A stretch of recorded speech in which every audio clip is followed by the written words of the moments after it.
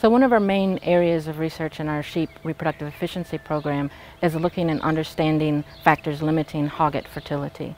Now the hogget is a ewe that's going to have her lambs first time at 1 year of age, but in the typical situation with the New Zealand commercial farmers, they usually have their ewes have their first lambs at 2 years of age. We think there's multiple reasons why farmers currently don't lamb hoggets.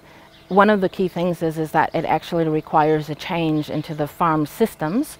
And so to try to address that, we're working collaboratively with the farm systems and economic modeling team to understand how incorporating hogget lambing into the farm system actually affects the whole system and not just a single year, but over a long period of time.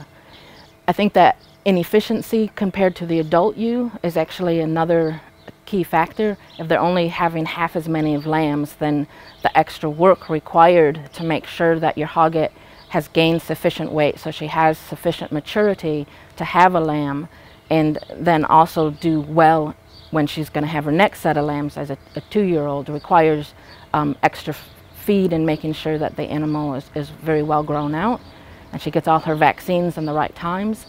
And then I think another factor in this is there can be variability in the, I'll say the efficiency of the hogget from year to year and potentially from farm to farm. While some of that is related to nutrition, you've got to get the nutrition right to make this work. We know that there's also variability related to other factors that we don't yet understand. So basically a farmer could try hogget lambing, think he's done everything right, and because of some unknown factor that we've not yet identified, have a poor response, and that tends to cool the enthusiasm for the process in later years.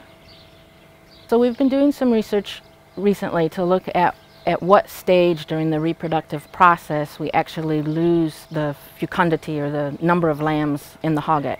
We know several different potential mechanisms that could be affecting this.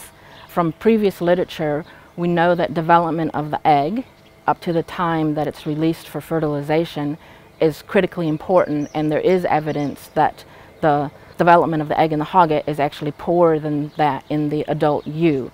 And if you think about it, the egg, when it's released, actually contains all of the messenger RNAs and the proteins and energy substrates and everything that the embryo requires for the first few stages of development, probably the first 3 or 4 days of life.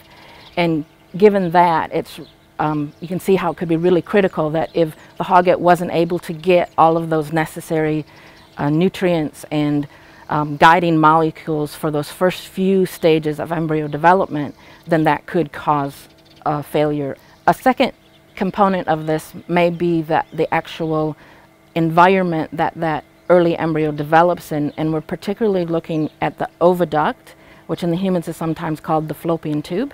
So basically this is the tube that takes the egg into the uterus, where then the embryo and fetus will develop.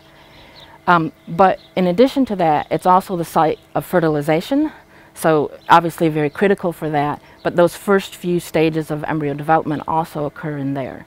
What we're thinking is that oviduct potentially could be a hostile environment, so it might actually take a healthy embryo and actually not allow it to develop. Or the other thing is that there will be an optimal environment, so there may be things that can help maybe an egg that's slightly poorer quality actually develop and result in a successful pregnancy and a healthy lamb at birth. What we're hoping to achieve through this work is actually to improve the efficiency of hogget lambing so it approaches more closely that we see in adults, and hopefully even out some of that variability. We know just simply adding in hogget lambing to a normal farm systems adds 15 to 20% to profitability. So obviously that's good for the long-term sustainability of the industry.